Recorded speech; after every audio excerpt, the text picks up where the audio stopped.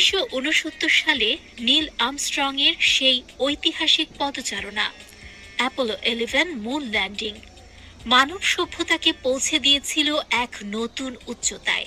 দীর্ঘ বিরতির পর আবারও চাঁদে ফেরার স্বপ্ন নিয়ে নাসা শুরু করেছে উচ্চাভিলাষী আর্টেমিস কর্মসূচি। বর্তমানে আর্টেমিস 2 মিশনের নভোচারীরা চাঁদের কক্ষপথ প্রদক্ষিণের প্রস্তুতি নিচ্ছেন, তবে তারা এখনই চাঁদের মাটিতে অবতরণ করছেন না। এই অপেক্ষা কোনো সীমাবদ্ধতা নয়, বরং একটি সচেতন ও কৌশলগত সিদ্ধান্ত। কারণ চন্দ্রাভিযানকে নিরাপদ ও সফল করতে প্রতিটি ধাপই অত্যন্ত গুরুত্বপূর্ণ।